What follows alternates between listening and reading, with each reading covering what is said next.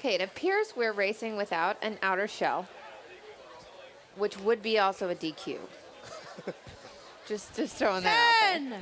9. They've chosen 8, lane 3. Which is an interesting 7, choice. Mark down the 6, chute, check. 5, Hello, Mark. 4, We got Robobuggy coming your way.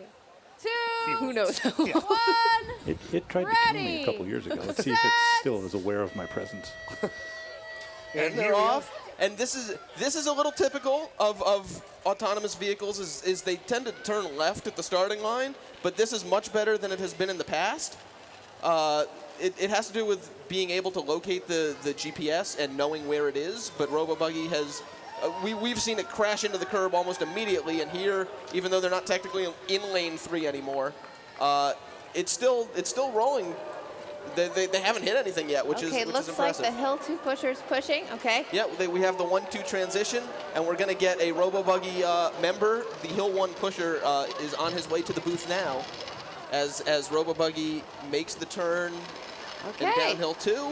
Yeah. And oh my. going to hand this over. Oh, Okay. we're turning. Okay. Oh, it's corrected itself. Yeah. And Oh, my. Ooh, Oh. uh-oh. And going for the curb. Oh, was that autonomous? Or was that human controlled Yes, it on is that still little swerve? autonomous. It is Hello. going on fully autonomous. Hello, thank you. Welcome. Hi. Sorry, what's your name? I'm Vivan Ball. I am the software lead for Robobuggy. Awesome. Welcome, Vivon. Sorry if I'm winded. I just pushed till 1. No worries. That's, let's see what's going on here. Swerving a little bit, but still not hitting the curb, still moving. Winning the curb cut. Okay. It's been difficult for. I think autonomous that's buggies critically going. underdamped. Yeah, so the main problem is, I guess a lot of people don't realize is how poor GPS reception is all over the course. And that actually really contributes to the issues that you see today. The same issues with like Atlas and stuff like that too.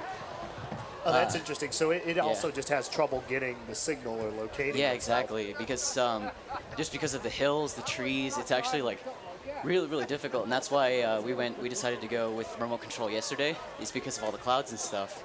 Now, isn't there a margin of error with GPS anyway, like within a certain number of feet, even if GPS is functioning to the best of its ability? And so that's why, like, currently it's supposed to be tracking a line that goes down the middle of the road, so we have as much of the much for margin of error as possible. But yeah. So you guys have taught it a line down the middle of the road? Yes, basically we've told it this is the path that we want you to follow, and so it uses a GPS. It uses a more advanced version of a compass to basically get its orientation and its position, and based on that, figures out where it needs to go, and then tries to execute that path using the front steering. Okay. And it is not motorized at all, though, right? It Like is this not, is still no. coming from that hill We two try to push. follow pretty much all the rules as we can. The only rule we break is, well, actually, I'll say the only rule we knowingly break is the driver has to be a registered student, and You're always in violation of that rule. definitely yes, except under remote control. But yeah, the other rule we break is the stored energy rule, which I think they're honestly planning on rewriting due to the dropping push bars and stuff like that we're seeing nowadays. Let me see. We do have a pusher Okay, following after here. Yeah, so we have one on standby just because we were pretty unsure about how we were going to Okay, be it doing. missed the monument, so that's good. So this is actually, it's kind of interesting, the dichotomy between standard buggy and robotic buggy. Oh no. Bit of a swerve. It senses my presence. It's seeking me. You can't get me up here. Though. Okay. Oh, this looks bad. Oh no. No. Oh, just missed. But no, loop-a-loop. Oh, into the hay bales right That there. was pretty good, though. Pretty good. I think it would be awesome if Robobuggies had drivers, and then there's a light bulb that came on the handlebar when the driver took over. So it would really be a test of courage and faith. That was, Yes, I think we might be attempting a reset right here.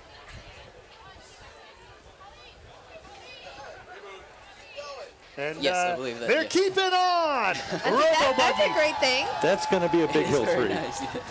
Yeah, well, the thing is we've always historically had a really long hill 3 just because we don't get as heavy as much other buggies, so our rollout is actually quite poor comparatively.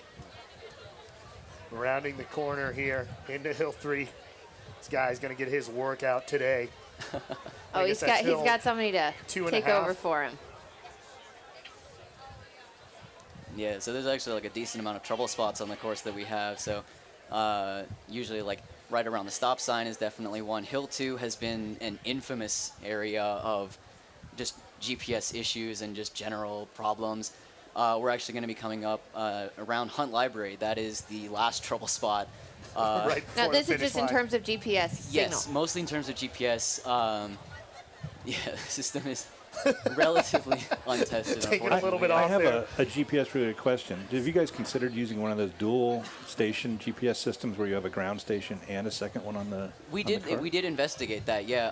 Ultimately, I think we just kind of ran out of time and members. Honestly, I mean, because I guess this because every single person who contributes to this project is also a full-time student. We're all at Carnegie Mellon, so it takes a really long This project has taken a lot of time to try and quote unquote perfect in the Well, sense. and you guys you've been rolling on rolls, Yes, correct? we've You've been so, coming yeah. to practice. Our organization's been around for about 6 years. We started as a project out of the Carnegie Mellon Robotics Club, and that's where we remain.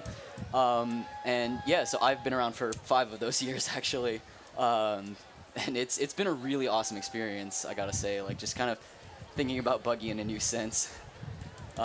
Definitely is really cool experience to be part of. And it's coming here. And So- it's looked really nice Just though in the way it's curious, when GPS fails, you guys go with what as a nav system? So GPS doesn't necessarily like fail. It's more about can we? And they come across right there to 6:12.95. Round of applause for Robobuggy. Thank you, CMU Thank you, TV. CMU TV. I really appreciate that. Thank you so much.